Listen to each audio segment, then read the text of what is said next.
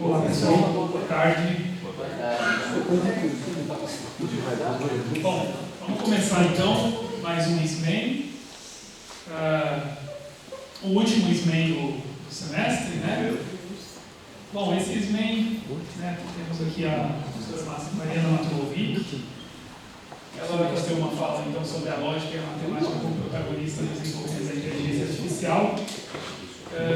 Antes de qualquer coisa, né, aproveitar para mencionar que a professora Mariana é uma nova docente do programa, né, credenciada no início do ano, então pertence a esse quadro de novos docentes do programa de pós-graduação em Educação Matemática. Então, a fala dela vai ter um tema específico, mas eu também, né, conversei com ela para ela fazer uma apresentação, né, sobre ela, sobre a trajetória, sobre a formação, né, assim vocês conhecem um pouco mais sobre a professora Mariana. Tá bom, pessoal? Então é isso. Seja bem-vindo.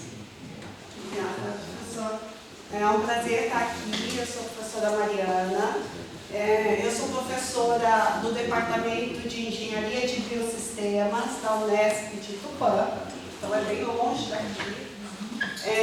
Eu trouxe esse tema porque, para vocês entenderem todas as áreas de pesquisa que eu trabalho, vocês vão falar assim: nossa, mas é impossível uma pessoa trabalhar em áreas tão distintas. E eu também me fazia essa pergunta: como é que eu consigo perambular por áreas, às vezes aceito certos desafios, e o que me faz? E uma vez me falaram o seguinte: nós temos um concurso aqui interno na universidade, que é de livre docência, e fala: olha, quando você faz o seu concurso de livre docência, o seu memorial, você percebe quem é você. E foi isso que aconteceu comigo. Então, eu trouxe a lógica e a matemática como protagonistas, não só no desenvolvimento da IA, trouxe a IA, porque é um dos motivos de eu estar no programa, mas principalmente qualquer sistema de computação inteligente. Então, quando eu me vi, eu falei: é aqui que eu estou, aqui que é o meu caminho. Então, eu trouxe alguns alunos que estão aqui já tiveram essa palestra comigo. Eu ofereci esse arcabouço numa disciplina que eu ministrei. E agora, no segundo semestre, eu vou ministrar uma outra disciplina de inteligência artificial tradicional, oferecida para o conjunto B, no qual nós vamos abrir a IA e analisar a matemática por detrás das técnicas hoje de inteligência artificial. O foco não vai estar na IA generativa, tá? Então eu já coloco: não vamos trabalhar com ChatGPT, nem com o Midjourney. Nós vamos trabalhar com a IA de busca de padrões. Então, busca orgulhosa, nós vamos trabalhar com a inteligência artificial KNN, o Fuzzy K-means, então uma série de instrumentos de inteligência artificial, tá? Então, eu faço convite já dessa disciplina. Ela terá 3 dias presencial, que serão 3, 4 e 5 de setembro, nos horários que vocês não têm aulas nas outras disciplinas, e depois nós vamos fazer online, porque vocês vão programar, tá? Então é mais fácil trabalhar nos computadores de vocês, e vocês fazerem junto comigo, do que às vezes a gente vir aqui, não ter acesso à rede. Então nós também contemplar o maior número de estudantes, tá? Então eu sou a Mariana, eu sou formada, sou licenciada em matemática, fui professora da Sueli Javaroni, e é um dos contatos pelos quais eu conheci o PPGN. E desde cedo, desde o início da graduação, eu trabalhei na iniciação científica com sistemas formais, mais especificamente com a lógica, tá? E a lógica, comecei a trabalhar com lógica fuzzy, lógicas clássicas, e fui adentrando para os métodos de prova, principalmente os métodos de prova algébrica. Então, todas as minhas iniciações científicas foram em sistemas formais. Entrei no mestrado, trabalhei com uma estrutura matemática de ultrafiltros para tentar modelar a ideia de muito matematicamente, conceito de número.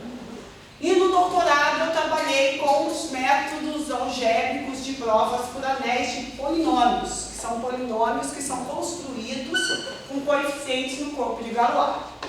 Chato pra caramba, né? Dificílimo. Só de falar de Galois até arrepia a alma. E todo esse caminho me fez ter várias disciplinas, que a lógica, eu gosto muito que eu fui formada pelo Centro de Lógica e Epistemologia da Unicamp, que fica dentro da Faculdade de Filosofia. Então eu sou mestre e doutora em Filosofia, porque a parte de lógica aqui no Brasil, a maior concentração está no departamento. Eles estavam no departamento de matemática, mas depois passaram para o departamento de filosofia. Então, eu sou doutora em filosofia e mestre em filosofia. E quando eu saí de toda a minha formação, eu passei num concurso de automação.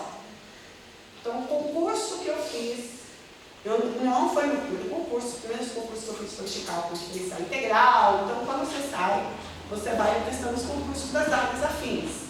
E eu passei num concurso, primeiro, de cálculo, lá na Faculdade de Administração de Tupã.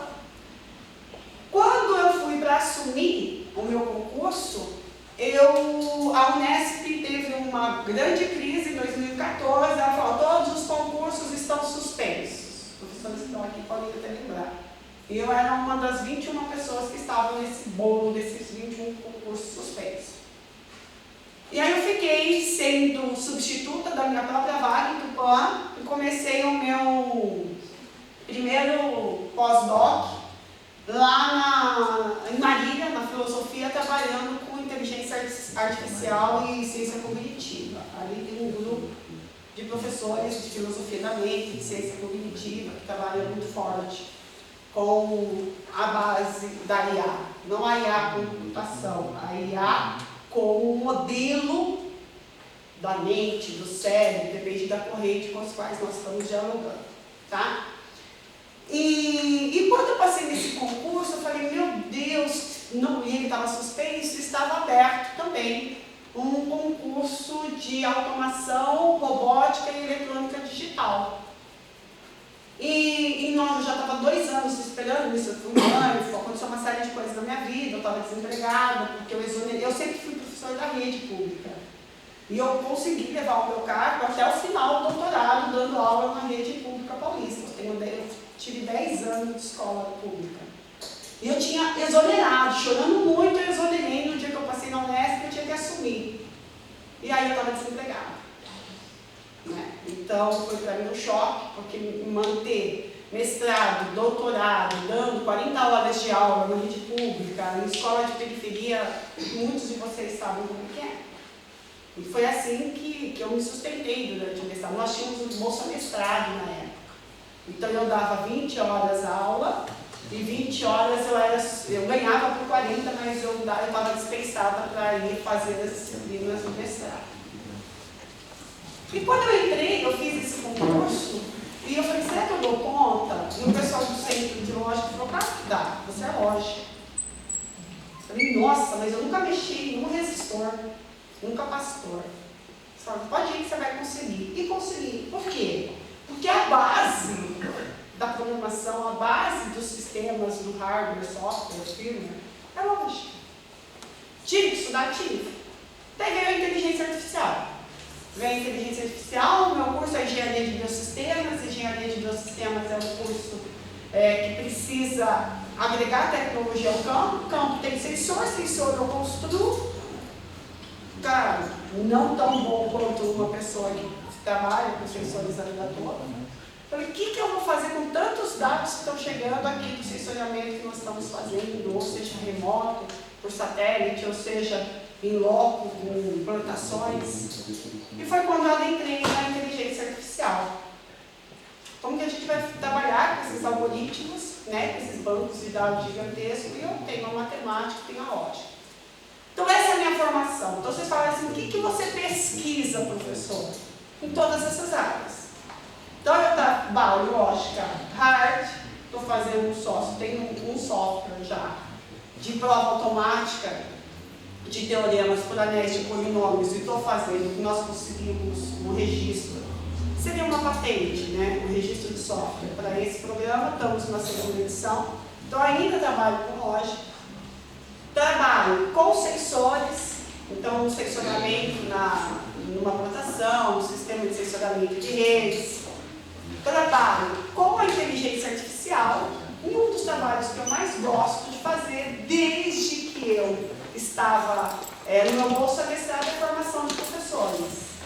Eu trabalho com formação de professores, não tão qualitativamente quanto deveria, porque sempre foi algo, talvez seja uma vocação, não sei, as diretorias de ensino gostam do jeito que eu falo, e acho que eu tenho disponibilidade. Eu acho que o mais importante para as diretorias são o meu compromisso com a escola pública, por ter sido de escola pública. Então eu formei muitos professores na diretoria de ensino de Bauru, na época do ensino médio em rede, matemática nos séries iniciais, e hoje eu trabalho nas diretorias de Tupã, Birigui, Marília, com os componentes de tecnologia, robótica e programação das escolas públicas. Então esse é o meu foco, por isso que eu vim para cá. Eu estou há tanto tempo formando, mas por que eu não estou alegando isso às minhas pesquisas? Foi algo que eu sempre pensei. E é uma demanda, a escola pública hoje está uma loucura com a inserção dessas novas tecnologias, novas nem tanto, as inserções dessas técnicas dentro da escola, e os professores estão totalmente desamparados. E eu posso ir lá, eu posso contribuir. Então esse é o meu trabalho, então é isso que eu faço. Então eu entrei no programa de trazer esse viés da inteligência artificial, da robótica, da eletrônica, para discutir, para fazer trabalhos, para dar um componente a mais no brilhantismo de todos os pesquisadores que aqui estão. Estou na carreira inicial, então tenho muito a aprender com os meus alunos, com os meus colegas professores, com todos que estão aqui. E é isso, eu vim me apresentar, colocar o meu trabalho e falar para vocês o que é a beleza da lógica que permeia tudo isso. Tudo bem? Bora lá. Vou tentar não ser rápida, não sei, perdão. Não, eu vou tentar não enrolar e também não ser muito chato, tá? Então, fiz todas as fotos na IA. Sou horrível para fazer prompt, já percebi.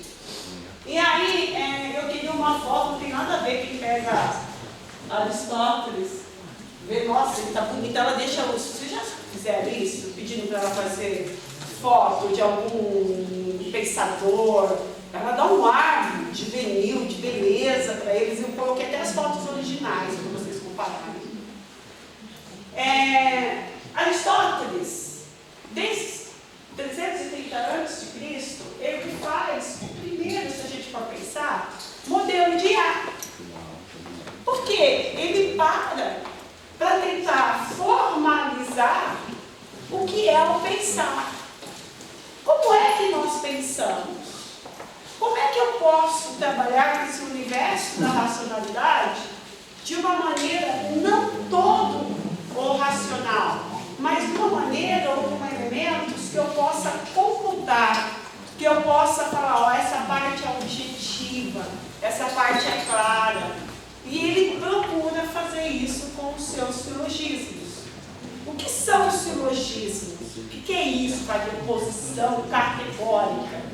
Ele fala o seguinte, olha, dentro do universo do discurso, existem diversas sentenças. E aí existe todo um decorrer filosófico, a diferença entre sentença, proposição, enunciado e tal. Mas vamos colocar o seguinte, a proposição é uma sentença, ou seja, uma expressão declarativa, no qual eu consigo valorar como verdadeiro ou falso, tudo bem? Então, dentre as sentenças, eu vou somente me preocupar com aquelas que eu posso valorar como verdadeiro e falso. Mas é super difícil você valorar uma sentença como verdadeiro e falso. Se eu falar assim, está calor hoje, para alguns vai estar calor, para outros não. Então isso eu não posso dar com certeza uma valoração de verdadeiro ou falso. Por isso que ele procurou o que ele denominou de proposições categóricas. Aquela que com certeza eu posso falar que é verdadeiro ou falso. E ele achou 4. O do tipo todo, nenhum, algum é e algum não é. Então todo homem é mortal. Posso falar, isso é verdadeiro ou falso. Todo homem é bonito. Posso falar, verdadeiro ou falso. Por quê? Porque eu estou generalizando, né, uma situação. Então, nessas situações, que são só 4, ele dá o primeiro formalismo do pensar. O pensar se reduziu a 4 proposições. Para aquele momento, para aquele pensar objetivo e claro, sim. E o mais interessante é que ele traz alguns princípios que norteiam todas as nossas máquinas. E não tem como você fazer hoje uma máquina, até a quântica, que acabem não sendo modeladas pelos princípios aristotélicos. Deixa eu ver onde é aqui. Os princípios de identidade, não contradição e terceiro excluído. Sabe quando a gente pede para abrir uma página da internet? Aí a nossa internet está super devagar, você pede para fechar. E o que acontece no computador? Trava. Por quê? Porque você pediu para ela abrir e fechar. Você conseguiu a proeza de pedir para ela abrir e fechar ao mesmo tempo. Não dá. Ou você abre a página, ou você fecha. Então, em sistemas clássicos, você não pode ter algo que é verdadeiro e falso ao mesmo tempo. Ou que liga e desliga ao mesmo tempo. Isso vale para toda a computação. Você quer ou ligar a luz, ou desligar. Você não quer fazer os dois ao mesmo tempo. Ok? Então, esse é o princípio da não contradição. E é isso que rege a consistência da aritmética. Princípio da não contradição. E a terceira excluída? Nós só podemos ter hoje, em termos de computação clássica, somente 2 estados possíveis da energia. Ou você está com a energia ligada ou desligada. Não tem uma possível meio ligada. Eu não vou ligar a luz parcialmente. Eu posso alterar a velocidade do motor, mas aí não tem nada a ver com estados. É intensidade de rotação. Mas o motor, ele está ligado ou desligado. Não tem meio termo com a máquina, que é o princípio do terceiro excluído. Uma proposição ela só pode ser verdadeira ou falsa. Um terceiro valor de verdade está incluído. E o princípio da identidade. Quando eu falo que isso aqui é um microfone, existe uma identidade de que este elemento é um microfone, para que você garanta que o elemento, isso aqui é um motor, tá? O motor é isso você dá identidade a ele. Você precisa disso da identidade. Então são elementos que permeiam todos os sistemas clássicos de computação que nós temos. Mas eu ouvi falar das lógicas fuzzy. São muito famosas. São famosas. Aí o que acontece com os lógicos? Os lógicos tendem a falar o seguinte: a lógica clássica é linda, mas ela é restrita. Será que eu não posso pensar em outros valores de verdade? Falar que eu tenho a verdade, eu tenho o falso e eu tenho o meia verdade? Existem sistemas que trabalham, são sistemas trivalorados, tá? A lógica fuzzy, nós colocamos a verdade como o do universal, freguiano, e nós colocamos o falso como zero, como um conjunto vazio, tá? Então, na lógica clássica, só tem um 0 e 1, não tem outra possibilidade. A lógica fuzzy, ele vai ter variações no conjunto fechado entre 0 e 1. Então, o que acontece? Eu posso ter proposições que têm muita veracidade. Por exemplo, ela tem 0,8 de veracidade. Então, quando eu estou resolvendo um crime, então a lógica, por exemplo, está em muitos cursos de direito. Porque quando nós estamos fazendo o levantamento de crimes, nós fazemos levantamentos de hipóteses e vamos corroborando as hipóteses. Eu não corroborei 100%, mas eu tenho 80% de possibilidades daquela pessoa ser o assassino. É muito mais plausível eu trabalhar com o fato dele ser um assassino do que ele não ser. Então você pode ter valorações, mas quanto mais perto do 1, mais perto da verdade, quanto mais perto do 0, mais perto da falsidade. Então o mundo que nós vivemos não é digital. Não é liga, não é sim e não. Nós não somos 880, nós perambulamos pelos universos não clássico, né? Então, quando a gente formaliza os sistemas, nós estamos olhando muito para o clássico. E é isso que a gente tem que pensar também nas possibilidades e nas potencialidades ou não da IA. E aqui eu trouxe só o quadrado das oposições, porque eu acho ele incrível, no sentido que ele apresenta a questão da forma. O que o Aristóteles traz que é importante? Não importa o conteúdo, importa a forma do meu sistema. Por isso que é um sistema formal. Então, quando eu falo todo S é P, é a forma da proposição categórica. E além de tudo, a forma do todo me garante, se o todo for verdadeiro, a veracidade do algum. Então, simplesmente a forma do todo implica na verdade, se ele for verdadeiro, no particular. E essa é a maravilha do sistema aristotélico. Então, é o primeiro sistema formal, cuja forma é importante. É claro que isso não é o pensar como nós bem relacionados. Aí no dele pensar, eram duas proposições que estavam de tal modo relacionadas que me geravam uma terceira. Porque pensar, se a gente for avaliar, parece que é um conjunto de coisas que a gente vai vendo, observando, e a partir disso a gente tira uma conclusão. E essas coisas que nós vamos vendo, pensando, elas têm que estar concatenadas. Eu não posso estar aqui falando para vocês sobre lógica e começar com proposições do tipo: a lua é feita de queijo, ETs verdes entraram.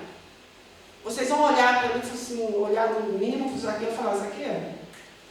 Tira, tá louca.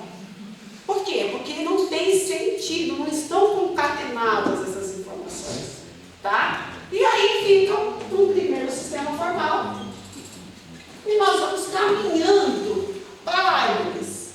Então, o que nós temos de Aristóteles até Leibniz? Que o sistema formal, ele ficou se desenvolvendo, mas não como uma linguagem, como um sistema que me permite falar como que eu vou estruturar parte do nosso pensamento, que eu possa manipular isso, né? Nós gostamos de fazer modelos, teorias, e para validar aquelas teorias, modelos que validem a teoria. E o Leibniz, ele vem com uma linguagem, busca uma linguagem. Nós estamos em desenvolvimento do cálculo diferencial integral a todo vapor, e seria legal que as nossas demonstrações tivessem sistemas mais formal.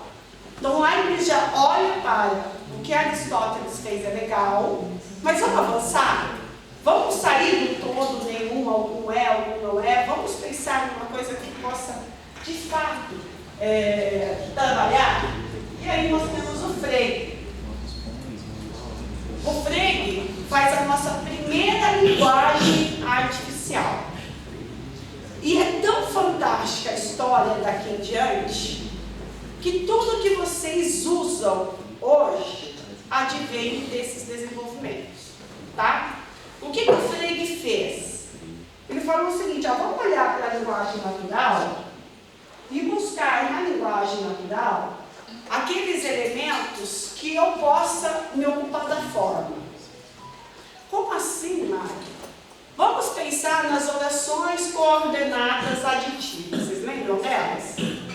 Quem lembra? Quais eram as orações coordenadas aditivas? O que juntavam as duas orações? O E. E as alternativas? O ou. E as condicionais? Sem, então. Então, ele olhou para a linguagem natural e falou assim, quando é que é verdade as orações coordenadas aditivas? Quando que eu tenho verdade?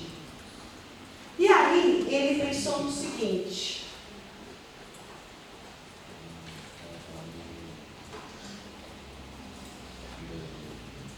Deixa eu ver se eu não apaguei, né? Olha. Não é aquela lá? Pronto, a outra país. Não é? Não. Pronto. Imagina a seguinte frase. Maria é casada e Maria tem 2 filhos. São 2 orações. Tudo bem? E aí, como é que nós fazemos as orações aditivas? Maria é casada e Maria tem 2 filhos. Joia? Então, lembra que minha preocupação é a forma? Eu vou parar de chamar Maria casada e Maria tem 2 filhas. Eu vou sempre remeter para vocês levarem do português para a linguagem natural, mas eu vou colocar simbólico, tá? Então eu vou chamar que Maria é casada, é o símbolo P.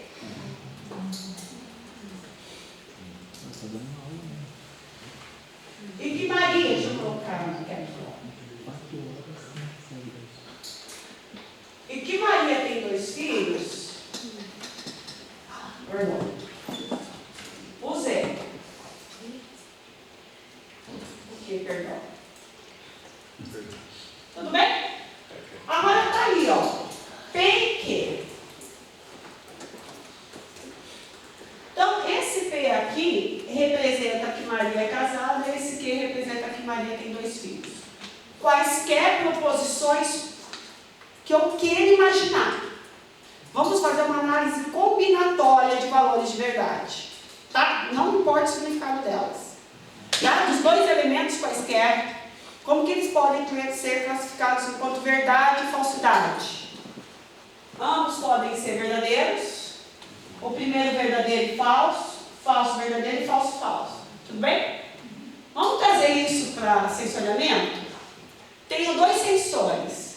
Tenho 2 botões.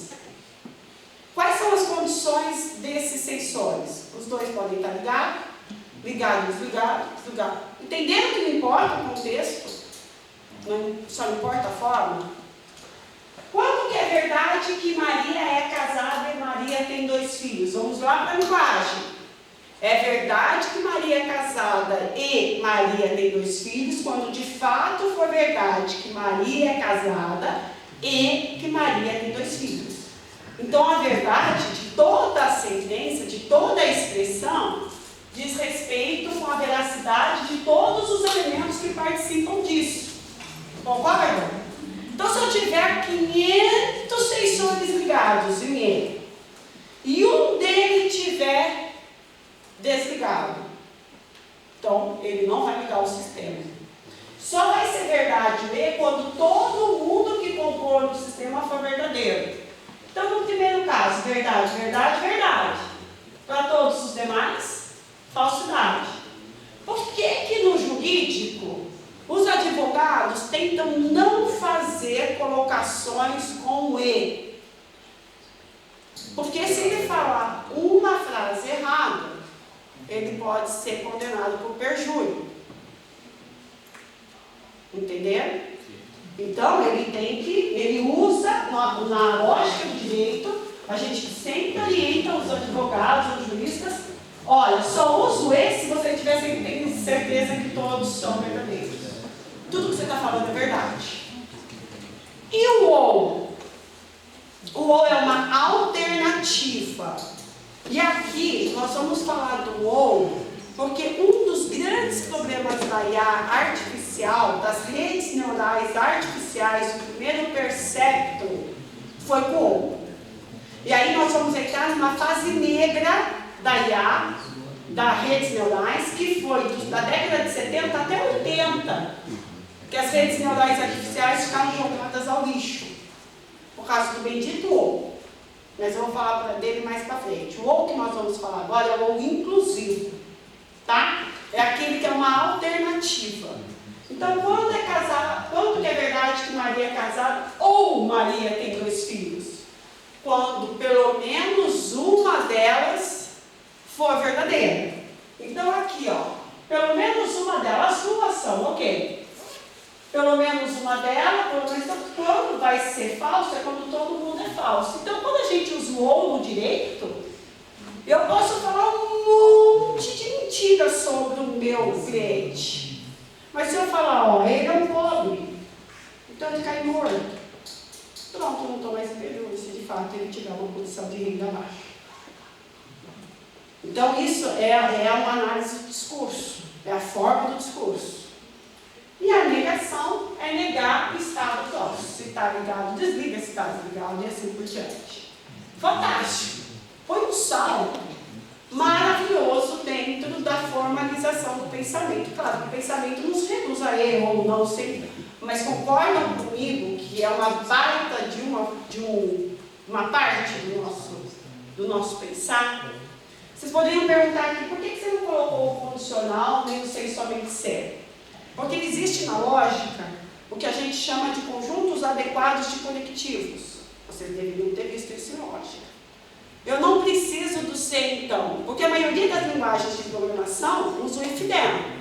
If, alguma coisa, then, alguma coisa. E por que eu vou ficar só no e ou e não? Tem um sentido isso. Mas é porque o condicional, ele pode ser substituído por não A ou B, ou não P ou Q. Eu posso reescrever o operador condicional como disjunção e negação, ou conjunção e negação. Sempre tem que ter a negação. Tá? A negação tem que fazer parte da linguagem para que eu possa do e para o ou e do ou e para o e. Tá? Então isso é ser conjunto completo de conectivos. Eu não vou colocá-los aqui, mas eles estão implícitos no e e no ou. Tudo bem? Entenderam? Aí vem o Bully. Fantástico o Bully. Bully falou o seguinte, gente, se nós substituirmos o V por 1 e o F por 0, a lógica não é a estrutura da matemática? Se dá certo lá, tem que ser ter um componente algébrico. E é ele que faz a passagem da linguagem freudiana para a linguagem algébrica. Então, o que eu fazia com E, então eu tenho 4 possibilidades de verdade. Então é verdadeiro, verdadeiro, verdadeiro, falso, falso, verdadeiro, falso, falso. O E vai ser a multiplicação, o OU vai ser a adição e o não vai ser o complementar. Então, tudo que eu faço na linguagem natural, Maria é casada, Maria tem 2 filhos, eu faço na lógica essa parte, claro, faço na álgebra. Então, foi fantástico. Quando veio para a álgebra, então aqui 1 vezes 1 dá 1, aqui dá 0, 0 e 0. E a soma, a mesma coisa. Mas você pode perguntar para mim, 1 mais 1 não dá 1. Mas nós não estamos trabalhando com decimais. Nós estamos trabalhando aqui com estados. O universo somado com o universo dá o próprio universo. Porque daí tem toda a analogia com conjuntos da álgebra. Ok? Até aí estamos no campo da teoria. E aí foi a grande sacada genial que nós temos em 1800 e pouquinho, esqueci a data, que eles olham para tudo isso e falam, isso é chave elétrica. Ah, impossível. Não, não é impossível. E é. Então, qual foi a grande maravilha?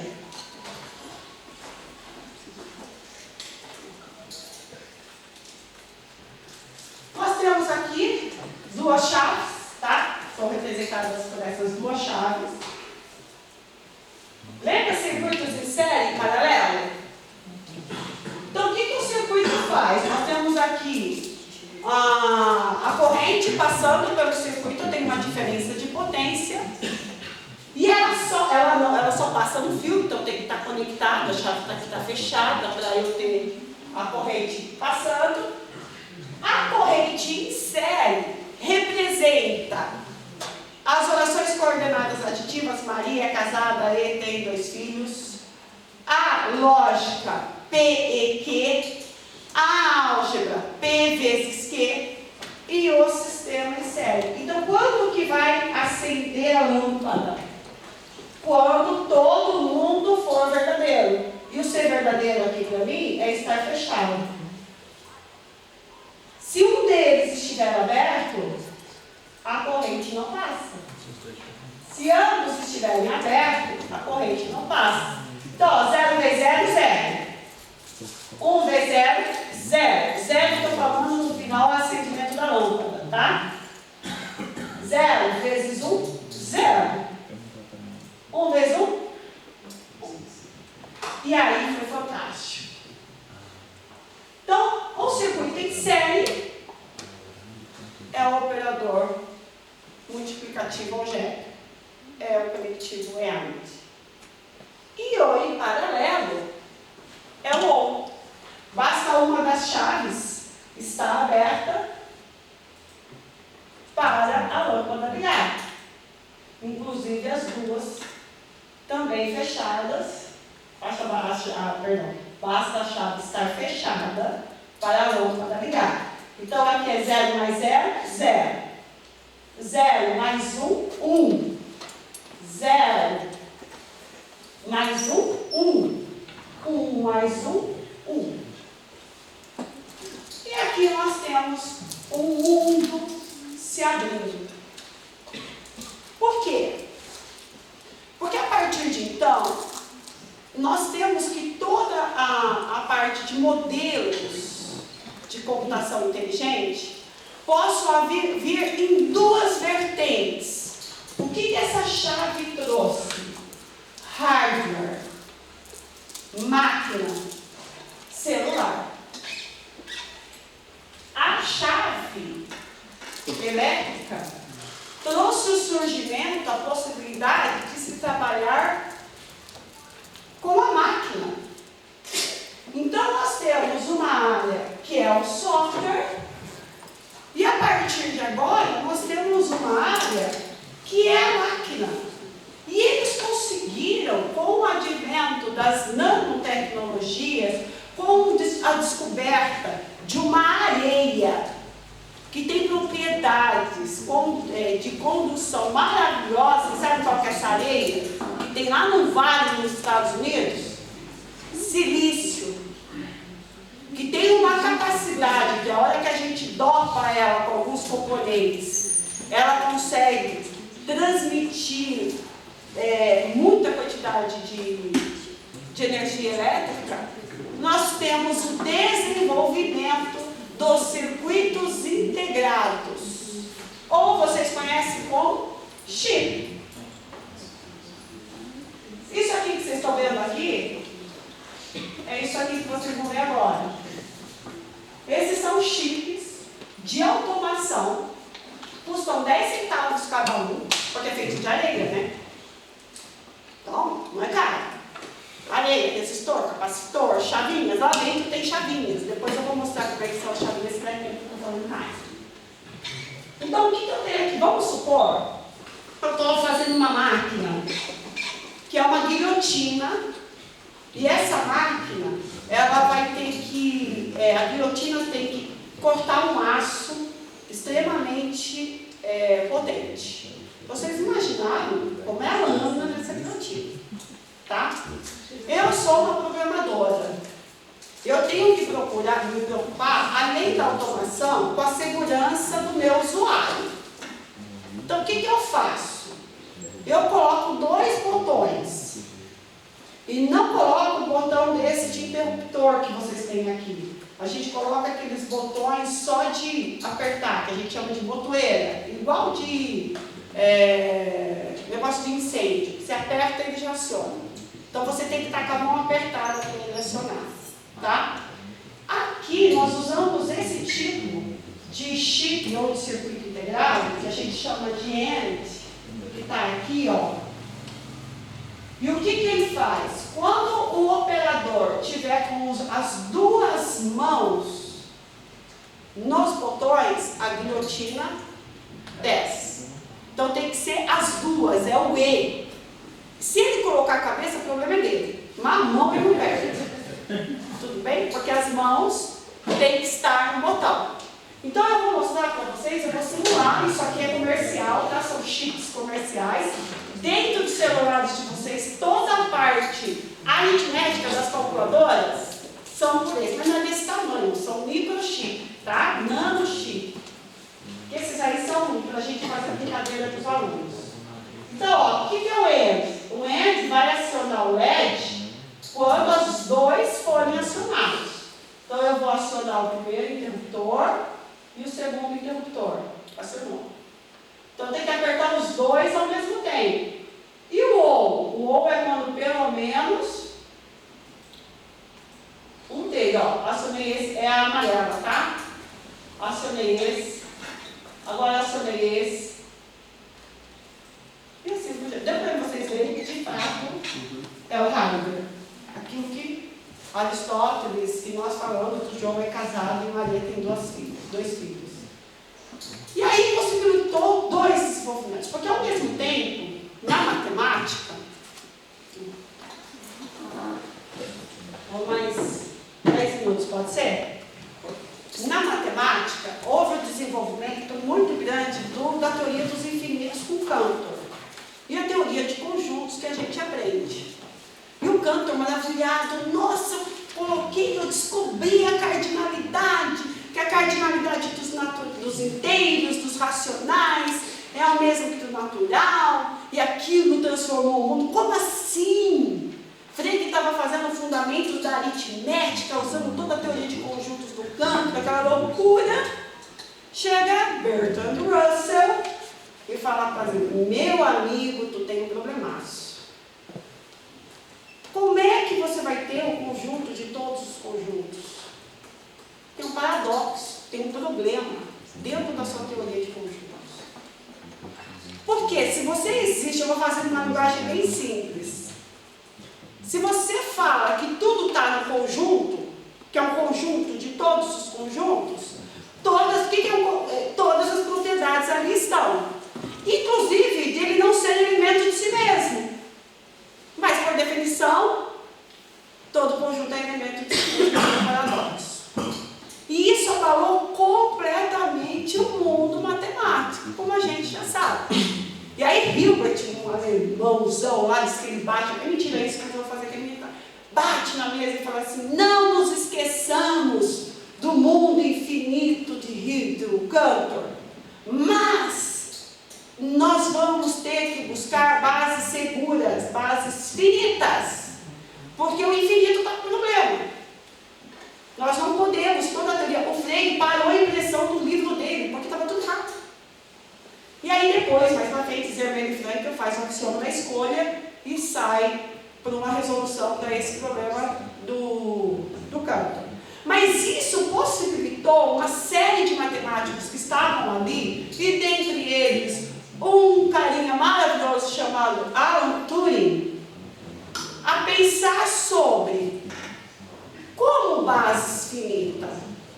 Como é que eu trabalho com um procedimento finito?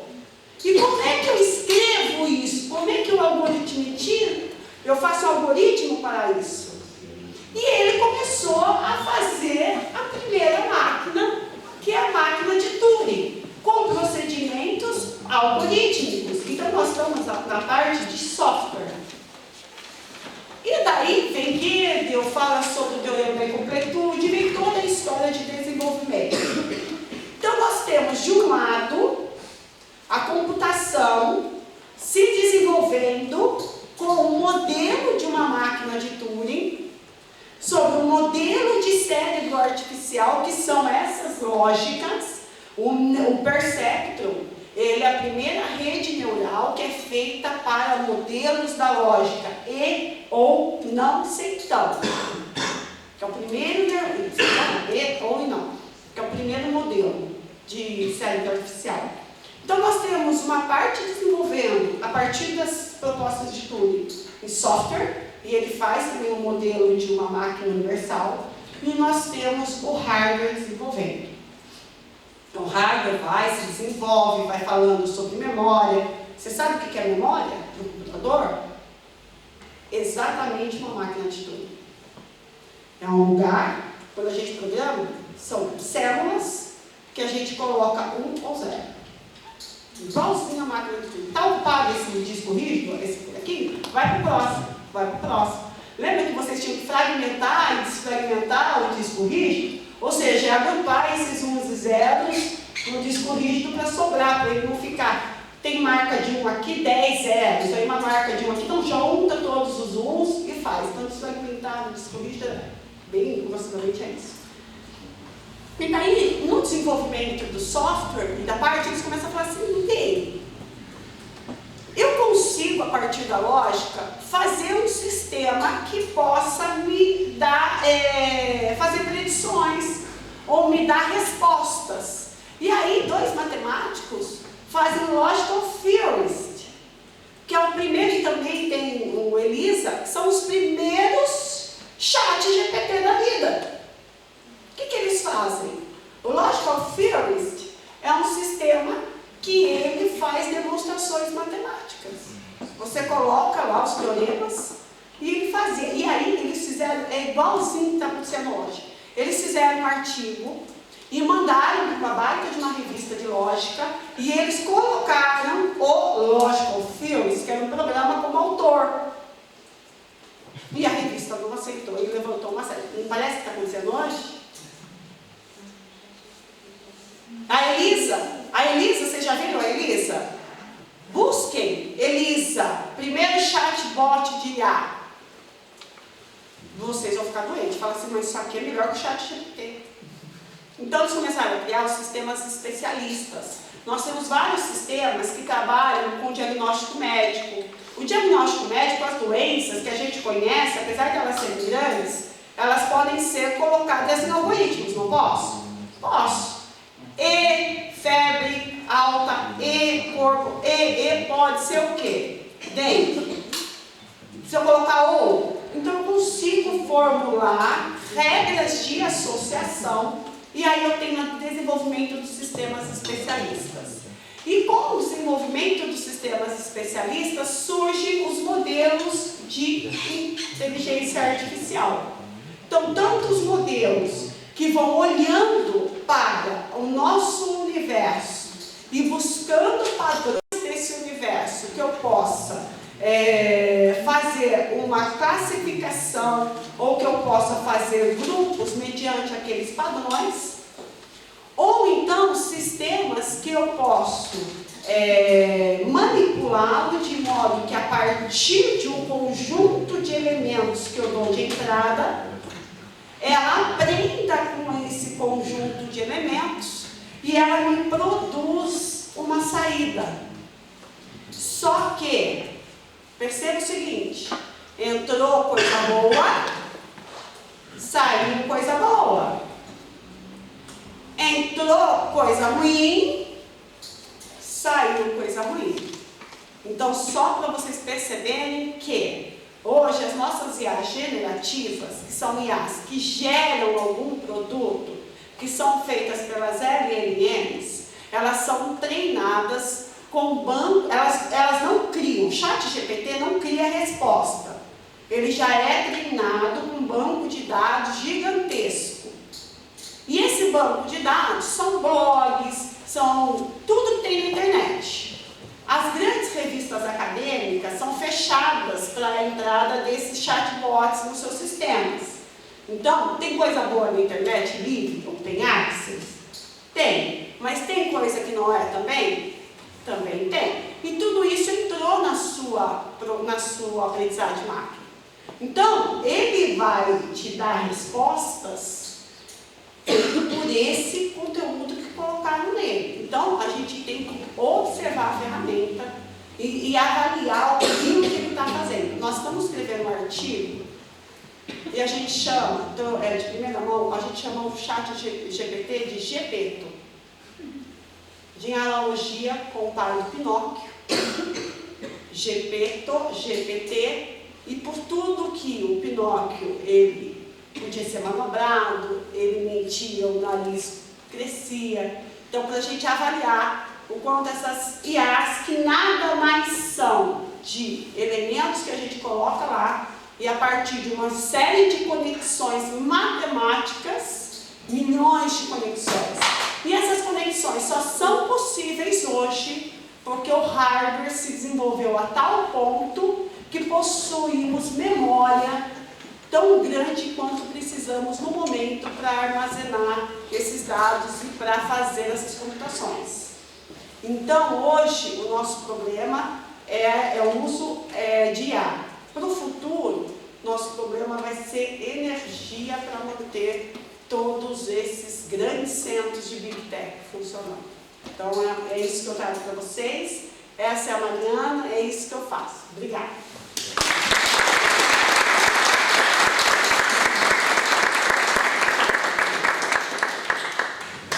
E aí, pessoal, temos umas perguntas. Fiz um monte de slide e não sei como. Alguém? Não viram nada?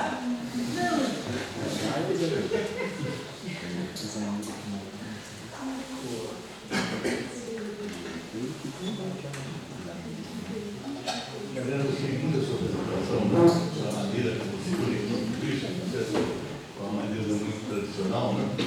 E achei muito bem escolhida a forma.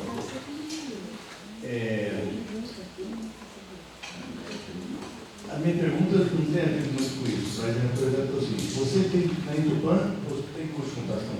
Não. Não tem. Tem engenharia de biosistema e administração. Então você não administra lógica Para ninguém. para ninguém. Estou pensando isso, deve ser bem sofrido isso. Deve. E você nunca, o curso que vai apresentar agora é IA. na pós de IA. De IA. Mas pretendo no futuro trazer a lógica e trabalhar com essas características dela nos sistemas. Trabalhar ela na IA. O curso a gente já vai fazer isso comigo. Mas trabalhar, porque basicamente tudo que nos permeia é lógica clássica. E eu gostaria que os alunos enxergassem isso. Vissem, então, na primeira disciplina que eu dei, eles manipulavam, eles montaram o circuito elétrico. Isso faz uma diferença, porque, além de tudo, a gente tem a noção que o zero, como que é o 0 e 1 na elétrica? Porque não dá para entender. Então, por exemplo, esses chips funcionam a 3 volts. Então, o zero é de 0 a 1 volt. E o 1 é de 2 a 3 volts. Existe um limbo ali. E esses ruídos é o que a IA sabe tirar.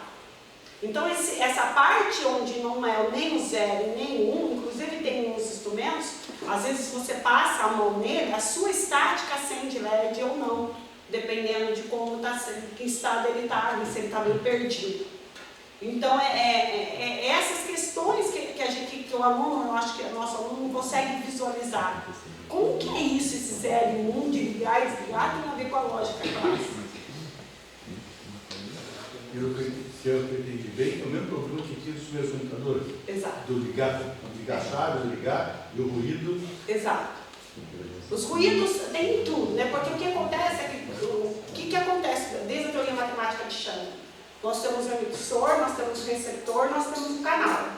Então, se nós pegarmos hoje máquinas, nós temos o nosso celular, e nós conectamos ele onde a gente quer, no computador, nosso relógio no nosso computador, nós temos um protocolo de comunicação entre os elementos. E a informação ela é passada em bits, né? Ela vai em bits e vem em bits.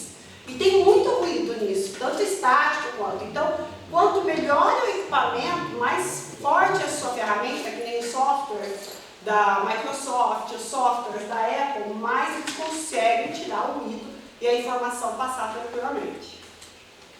Isso aí é muito, muito boa, muito eficiente. Entendeu ou não? Não entendi. Mas ainda estamos na válvula. Tem um problema também com os primeiros computadores também, no mesmo tempo, quando você passa de 0 para 1. Exato. Tem Tem um degrau. Porque a passagem ela não é abrupta. Existe uma queda, que a gente fala que é a rampa de subida, que é a subida do 0 para o 1, e a rampa de descida, que é a descida do 1 para o 0. E isso, você tem que, quando você faz a programação, você tem que prever um delay nessas mudanças de estado, que não é tão fácil assim. Obrigado. Mais alguém? Ia perguntar? Não, ela. Quem?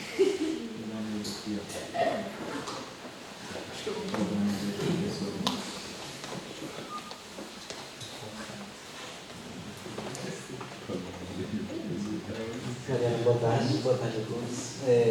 Sua palestra muito nos faz aprender, né? Eu venho de uma formação semana passada com professor de inteligência artificial, você fala especificamente das generativas. Né? Só que quando eu ouço uma palestra dessa, e aí a gente vai compreendendo o que está por trás, a gente vê essas potencialidades. Né? Você citou aí, por exemplo, que a Luzia, a primeira chatbot, é mais sofisticado que o ChatGPT. Não, ela é o primeiro. A Elisa é o primeiro. Eu conheço. Então, como foi a sua fala que isso não significa que é mais sofisticado.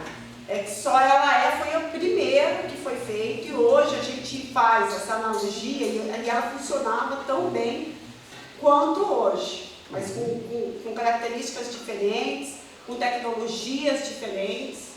Compreendo. E assim, quando eu trago esses elementos para os professores, né, é essa dificuldade deles compreenderem a matemática que tem por trás, dessa lógica toda. E uma das coisas que eu falo, eu repito, e você confirmou aqui, é que não há uma criação de conteúdos novos, ele apenas traz busca de um determinado padrão. Na última que a gente teve, eu tive professores que especificamente não tiveram acesso, segundo eles, não tiveram acesso a nenhuma inteligência artificial. E eles ficaram muito alucinados ou euforicamente com a velocidade de respostas e como essas respostas trazem. Né? Então, fazendo essa mesma analogia da Luzia, que era não supervisionada e o ChatGPT, que são essas que não são supervisionadas, como, de certa forma, trazer isso para os professores de modo que assim, a gente possa mostrar para eles que tudo que tem aqui são criações que tem, mas de fato é algo que passa pelo nosso pensamento. Né? Esses aprendizados se dão conforme a nossa mente funciona. E aí, em outro momento, eu trouxe para o geral essa ideia de como nossas mentes funcionam. E aí que está um grande entrave de fazer toda essa analogia, porque, como parece, como muitos dizem, é uma pessoa que tem por trás, né? Alguém está me respondendo que não é possível. É possível, porque a matemática traz isso. Então, a gente tem essas dificuldades ainda de passar. E hoje eu estava lendo o Pense, e ela falava assim, que a gente paga pelo preço de estarmos no pioneirismo, ou seja, quando tudo está acontecendo, nós estamos no olho do furacão e tudo, pelo menos essa questão das cooperativas, né? Então, assim, a gente está compreendendo e tentando trazer para a sala de aula para uma formação e um momento em que os professores, alguns por resistência, outros por não dominar a própria tecnologia em si, passam por essas dificuldades. Né? Então, assim, não sei se eu estou enrolando na pergunta, né? Mas a ideia é compreender essa ideia das duas, né? Tanto a generativa do ChatGPT hoje como a utilização.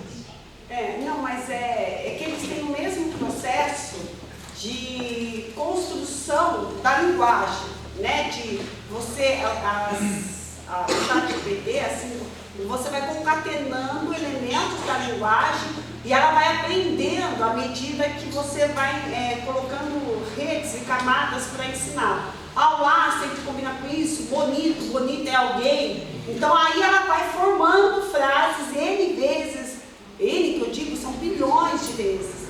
Então essa estrutura de aprender com comandos, estou falando aqui do chat GPT, com comandos da linguagem, da sequência da linguagem natural, porque a gente tem uma estrutura sintática. E é essa estrutura sintática que me permite formalizar a linguagem nesse sentido. Mas daí, agora a questão que eu tenho que colocar para você de gerar um conteúdo novo, a filosofia está matando em cima a respeito disso. Se é, se não é, porque o que é o novo? Né? Se ela tem questões de consciência ou questões de aprendizado, eles estão trabalhando nesses conceitos, olhando para o processo das redes para avaliar se isso é novo mesmo.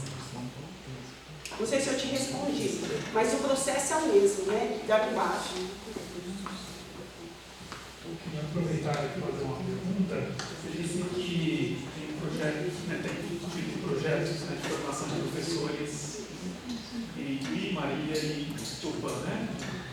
Você poderia contar um pouquinho mais como funciona, né? Como você tem trabalhado esse sistema com os professores, né? Acho que de alguma forma a gente também tem se deparado com isso, como eu te falei, né? Ministrar uma disciplina no curso de biologia que tem a ver com tecnologias de educação, né? Então acho que é uma oportunidade de a gente fazer uma troca. Né? Bom, nós tivemos, acho que quem está dentro da sala de aula, vocês a maioria estão fazendo pesquisas, nós estamos passando por mudanças desde o novo ensino médio, com a inserção de tecnologias, programações dentro da sala de aula. E isso vem, de certa maneira, de cima para baixo, imposto aos professores. Como que eu trabalho, professor? Eu trabalho de acordo com a demanda da diretoria de ensino. Então, vou falar desse ano. Esse ano, nós chegamos nas primeiras formações que eles recebem na diretoria, via SEDUC, vieram com o que nós vamos ter, que eles chamam de sequência de escopo didático. Vem do ano inteiro o que vai ter nesses componentes, né? E a partir de então eu começo a fazer formações com eles. Então, vai ter Java, mas vai ter Java assim, vai ter microbit. Então, a partir daquilo que a rede propõe, no sentido, eu entro em todas as plataformas, eu tenho um login de um dos funcionários, eu assisto eu vejo todos os slides, eu assisto todas as aulas, e aí eu monto uma formação dos professores antes deles irem para a sala de aula. Porque depois que eles estão lá, aquilo serve. Então eu faço isso para o primeiro e para o segundo semestre. As questões, então isso é trabalhando com a robótica, com a programação, eu vejo o professor hoje, mas essa é a minha realidade, que eu estou formando esses professores desde 2017. É uma diretoria inteira, uma ou duas, então eles já estão meio que habituados. Um salto enorme deles, mas eu imagino que isso não aconteça, tenho certeza que não aconteça na rede. Então, eles estão desesperados, a grande maioria, porque não sabem nem como começar a dar aula. Em relação à inteligência artificial em si, eu percebo com as formações, os professores usando muito a ferramenta para formar aula, para formar conteúdo. Inclusive tem uns botzinhos, por exemplo, você fala assim, chat, seja um professor, você tem que falar, seja um professor de matemática do 4º ano, e ensine, me dê atividade. Então, nesse sentido, os professores eles estão buscando essas IAs para ajudá-los a propor atividades, a propor... e isso está sendo... Eu vejo, sem eu falar, eles vão buscar automaticamente. Assim como os alunos também estão. E aí vem o grande dilema, né? Eles têm que orientar os estudantes estudantes no uso da ferramenta e trabalhar com a questão da verdade. Nós estamos perdendo a questão da verdade. Isso é um assunto que muito me preocupa como filósofo, de uma base filosófica grande, que hoje eles acreditam que o ChatGPT é um lago. Tem uma frase, eu esqueci de quem é e como ela é inteira, mas diz que quando uma grande tecnologia impacta, ela parece magia. Não é? Então é isso, eles acham que é mágico. Porque para fazer expressões, você colocar um texto lá e falar reescreva num português mais formal, ele é legal. Mas quando você pede para ele fazer um exercício de integral, sai até em divisão por zero. Isso que você está falando, eu já tive essa experiência, justamente com os alunos da biologia, fazendo perguntas um pouco mais complexas para o ChatGPT na área de biologia, e é isso aí, a internet é inundada de informações verdadeiras, biológicas, mas também de muitas teorias da conspiração, de muitas ideias distorcidas, e as respostas que o ChatGPT dava nem sempre eram aquelas corretas do ponto de vista conceitual, do ponto de vista científico. Quem é palmeirense que levanta a mão? Vocês pagam? Quem não paga ChatGPT? Pergunta se tem mundial. Quem paga é outra resposta. Ah, é? É. Ele já foi atualizado. Mas tem da onde? Hã? Tem da onde tem mundial? Da onde o Palmeiras tem mundial? Então, né? O chat fala que tem dois. Ah, eu sei qual dois. Ele fala que tem dois. Antes de Botafogo tem 2020. dois também. Ele coloca dois negócios universais, mas atualizado, quem paga os $20, ele já fala que não. Já atualizaram a memória deles. O 3.5, que é o que a gente usa, que é gratuito, a banco de dados dele é até 2021. Tá? Então, os que já são pagos já são mais atualizados. Mas lembrando, hein, que as grandes revistas, os grandes não são abertos. Mas tem no julgamento, do Supremo, da questão da liberdade de expressão, o Flávio Dino fez uma leitura do que seria de um jurista, dizendo, então, que lá, falta de liberdade, né? Que não existe essa liberdade total, e no final ele termina. Você sabe o que é jurista? É inteligência artificial. É interessante isso. Como é que é muito bem escrito. É muito bem escrito. É porque, como eles são sistemas especialistas, cada ferramenta de IA, ela vai ser criada por um propósito. Então, quando a gente procura, vocês já conhecem a Manus? O Manus é uma inteligência parecida com o chat, mas ela é mais para artigo científico, para escrita científica. Então, ela busca as fontes reais. E aí você vai falar, está nesse artigo, desde que ela consiga acessar. Aí você percebe, por exemplo, esses dias eu procurei algumas coisas, eu tive para buscar uns artigos da Embrapa, eles são todos abertos. Então ela me trouxe os artigos e eu falei, busque artigos no sítio da Embrapa. Então ela vai. Mas o chat não, o chat ele é muito bom para a linguagem, para você escrever. E aí tem uns também que estão criando juristas, porque a base é o que a gente tinha antes, não é? A base jurista ela é bem concisa. Se você joga lá todos os livros juristas, ele vai conseguir fazer uma peça, ele vai conseguir desde que você atualize para as leis na grande maioria. Isso a gente fazia muito para diagnóstico médico, né?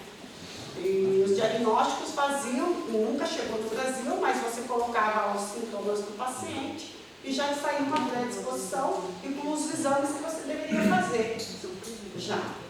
Mas não foi interessante para o mundo da medicina. E aí, pessoal?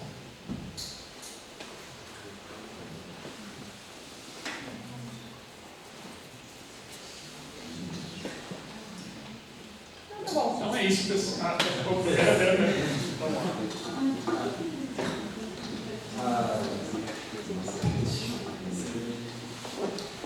eu queria agradecer, né? Eu fiquei sabendo semana passada que você ia fazer seminário aqui. Né?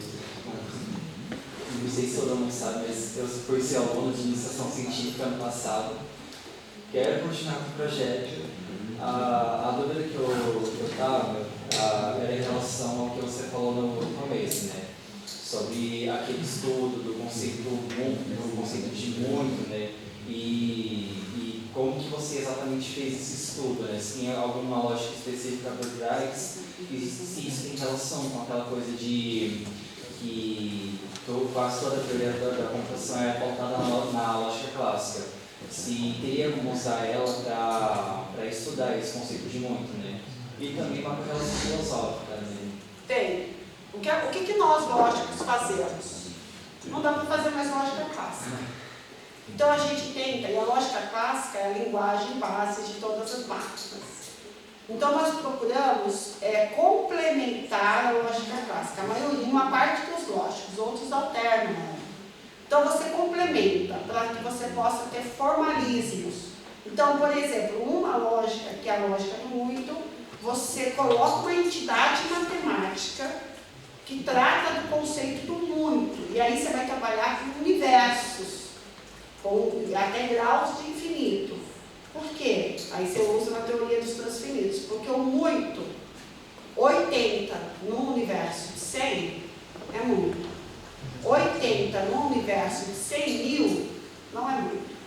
Então você vai trabalhando com as questões matemáticas do conceito, no caso eu usei para filtro, e você vai modelando. Se eu coloco essa propriedade, o que acontece com a lógica clássica?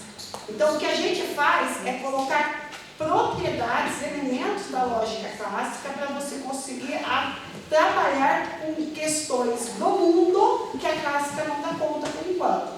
O mais famoso que nós temos no Brasil, que é o maior lógico brasileiro, é o Newton da Costa. O que ele fez?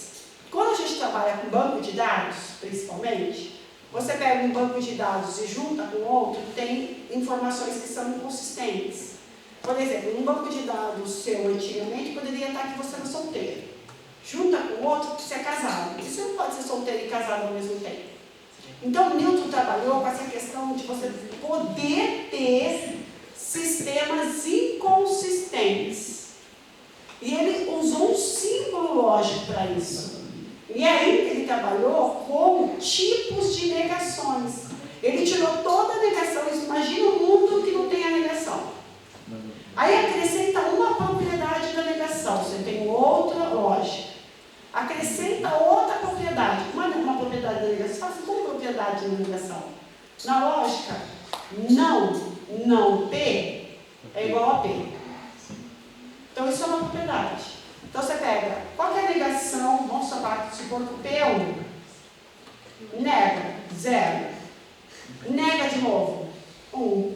Então quando você nega 2 vezes, você volta ao valor original. Isso é uma propriedade da negação. Então essa propriedade ele tira. E ela vale tanto na ida quanto na volta. Então quando você vai colocando propriedades, você vai tendo sistemas lógicos. E aí você tem até o último sistema, que a gente fala que ele não explode. E aí você pode trabalhar no banco de dados com esse sistema.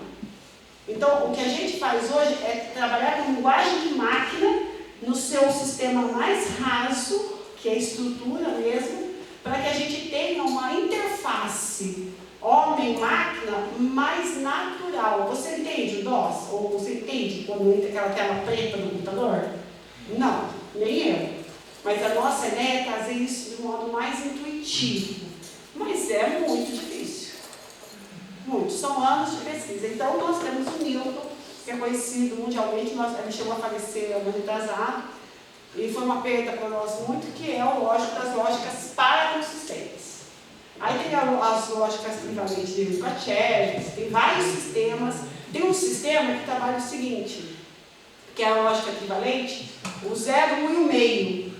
O meio é quando você está nesse limbo da energia elétrica.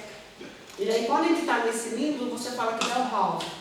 Então tem vários. Mas é isso que a gente vai fazendo. A gente vai criando modelos matemáticos que complementem a lógica clássica ou que ferem um dos seus princípios. Por exemplo, o princípio do terceiro excluído, que só pode ter verdadeiro e falso, a lógica fuzzy trabalha com valores entre 0 e 1. Então 0,8 de pertinência, 0,2. É isso que a gente faz. No caso da vara consistente também não teria o terceiro excluído. Não, tem o terceiro excluído, tem, é só 0 e 1. Mas ela permite a contradição. Ela quebra a lei da não contradição. Mas aí com mais calma, para você que está olhando carinho para mim, que não entendeu nada. É isso. Então, pessoal, vamos agradecer a professora Mariana.